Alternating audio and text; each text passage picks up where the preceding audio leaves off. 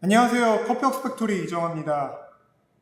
커피를 업으로 하고 있거나 집에 홈카페를 만들 만큼 커피에 열정적인 홈바리스타 분들은 커피 시장의 자동화 흐름을 그리 달가워하지 않는 것 같습니다. 업으로 하시는 분들은 일자리와 직접적인 연관이 있다 보니 전자동 커피 머신, 밀크 머신들의 등장에 민감하실 수밖에 없고, 홈바리스타 분들은 직접 커피를 추출한다는 과정에서의 즐거움을 느끼시는 분들이 많다 보니 추출의 자동화는 과정의 즐거움이 사라지는 것으로 느껴지는 듯 합니다. 한국에서의 커피는 곧 아메리카노입니다.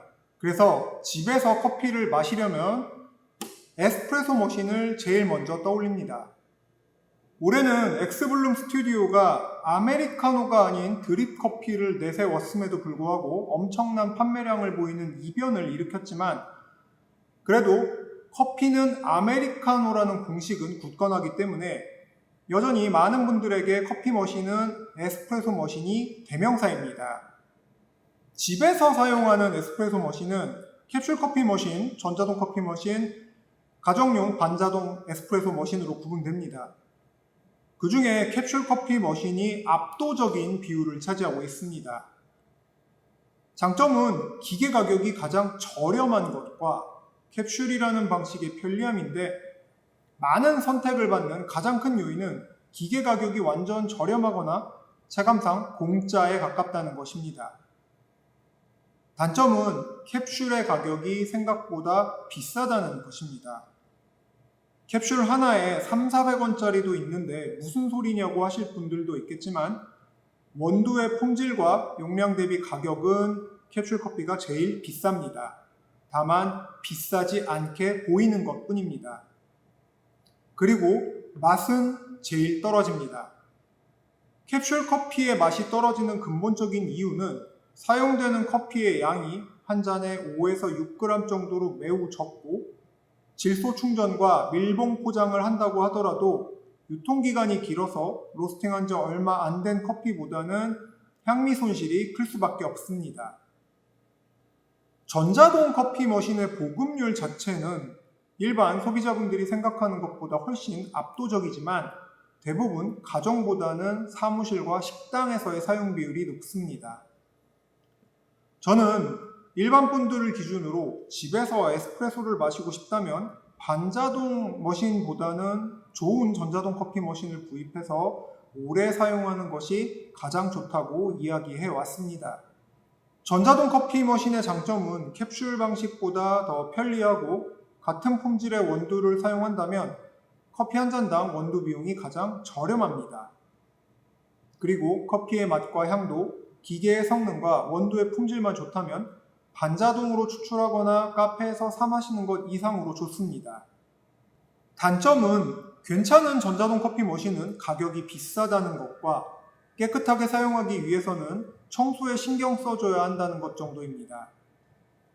필립스가 이탈리아 세코를 인수 후 글로벌 가전 브랜드의 제조 능력을 사용해 머신 가격을 정말 파격적인 수준으로 낮췄지만, 일반 소비자분들이 보기에는 여전히 비싼 가격입니다. 직접 비교 대상은 아니지만 일반 소비자들에게 캡슐 커피와 전자동 커피 머신은 크게 다르지 않은데, 전자동 머신은 가격이 훨씬 비싸고 커피도 생각보다 맛이 없다는 선입견에 영향을 많이 받기도 합니다.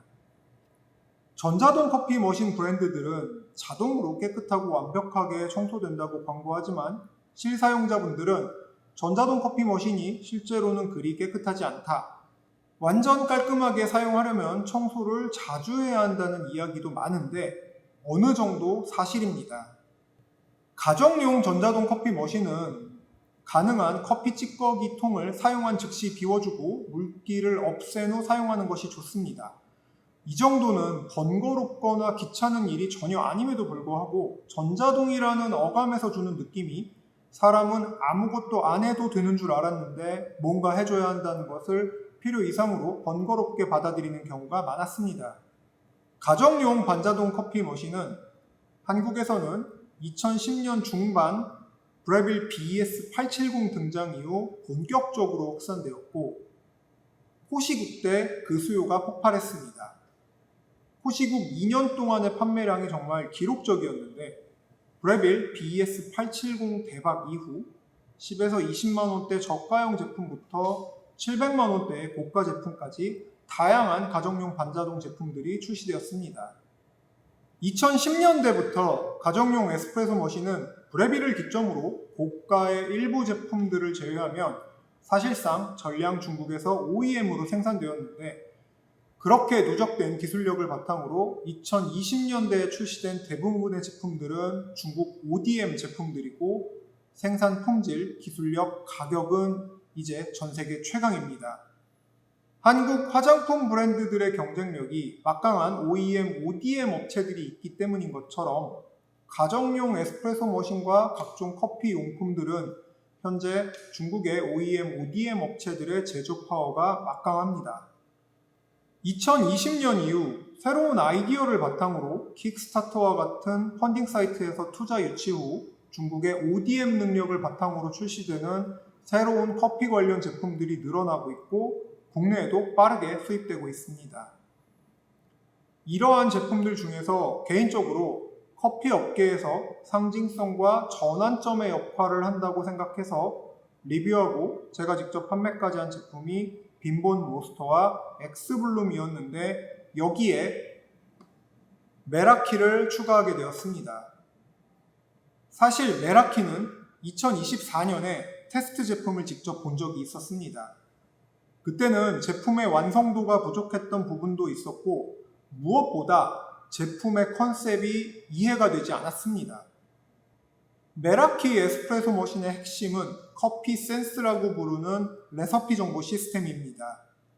제가 엑스블룸의 등장에 열광했던 이유는 레시피 카드를 이용하면 커피 로스터가 의도한 커피의 향과 맛을 물리적인 제약 없이 누구나 그대로 맛볼 수 있다는 것이었습니다. 특히 이러한 것들이 실제로 구현되기 위해서는 하드웨어 성능과 기능, 그리고 가격 조건이 맞아야 했는데 엑스블룸 스튜디오는 이 모든 것을 만족시켜서 현재 엄청난 판매고를 자랑하고 있습니다. 메라키 역시 엑스블룸과 비슷한 레시피 정보 시스템을 사용한다는 것에 처음에는 바로 이거다 싶었습니다. 하지만 분쇄도와 추출 정보가 머신에 입력은 되는데 커피의 분쇄도는 입력된 정보를 바탕으로 사용자가 직접 조절해야 한다고 해서 처음에는 이게 뭐지? 라고 생각을 했었습니다. 더구나 메라키 테스트 제품이 출시되었을 때는 엑스블룸이 자동 분쇄도 조절 기능을 선보였었기 때문에 기술적으로 충분히 가능한데 왜 분쇄도 조절을 수동으로 조절해야 하는지 더 이해할 수 없었습니다. 그래서 당시에는 메라키가 기대에 못 미치는 어중간한 제품이라고 판단했었습니다. 그런데 올해 정식 제품을 테스트해보고 생각이 바뀌었습니다. 반자동 에스프레소 머신을 사용하는 이유가 뭘까요? 저는 포터필터라고 봅니다.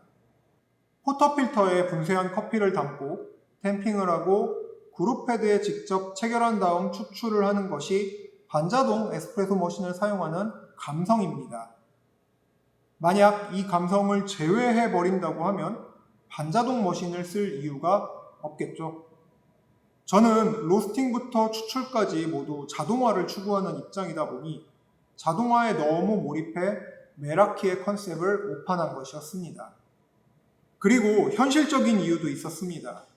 일반 사용자들에게 드립커피든 에스프레소든 가장 어려워하는 개념은 분쇄도 조절입니다. 특히 에스프레소는 기준 분쇄값이 있더라도 날씨나 상황에 따른 미세 조정이 필요합니다. 로스터가 입력해 놓은 정보대로 분쇄도가 자동으로 조절되었을 때 적정 추출이 될 수도 있지만 같은 컨디션의 원두를 써도 추출 언더나 오버가 되는 상황이 될 수도 있습니다. 그럼 결국 사용자가 분쇄도를 다시 조정해야 하니 완전 자동으로서의 의미가 사라져버립니다. 제가 직접 레시피 카드를 만들어 테스트를 해보니 기준 분쇄값 정보와 추출 정보를 제공하되 추출 시간을 보고 약간의 분쇄도 조정을 해야 할 수도 있다고 안내하는 것이 보다 현실적이었습니다. 로스터와 사용자가 메라키라는 같은 플랫폼을 사용하기 때문에 편차 조정 범위를 정확하게 안내할 수 있어서 에스프레소라는 민감한 세팅의 커피에서 로스터가 의도한 커피의 향과 맛을 물리적인 제약 없이 누구나 그대로 맛볼 수 있는 발판을 마련했기 때문에 메라키는 반자동 머신의 감성적인 측면을 충족하면서 사용자들이 가장 어려워하는 추출 세팅의 가이드와 물리적 제약을 뛰어넘는 향미의 일관성을 제공할 수 있는 새로운 플랫폼 역할을 한다는 점에서 혁신적이라 할 수 있습니다. 물론 이런 혁신도 중요하지만 이를 뒷받침할 하드웨어와 가격도 상당히 중요합니다. 앞서 엑스블룸 플랫폼이 안착할 수 있었던 가장 큰 이유도 하드웨어와 가격이라고 이야기했었습니다. 우선 메라키의 하드웨어 성능은 매우 뛰어납니다.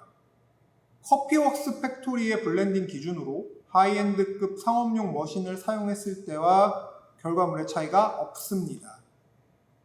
개인적으로 에스프레소 머신의 성능을 좌우하는 가장 중요한 요소는 온도 유지와 이를 위한 그룹헤드의 내부 구조 디자인이라고 생각하는데 일반적인 가정용 제품들은 이 부분에서 상업용과 분명한 차이를 보입니다.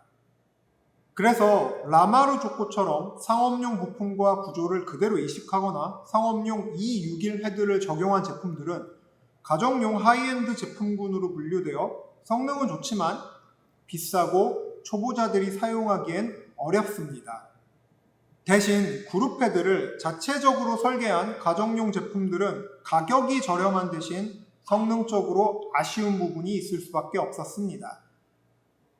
그런데 메라키는 그라인딩 모듈, 추출 모듈, 스팀 모듈의 물리적인 크기가 상당히 작지만 각 모듈 모두 상업용급 성능을 보여줍니다.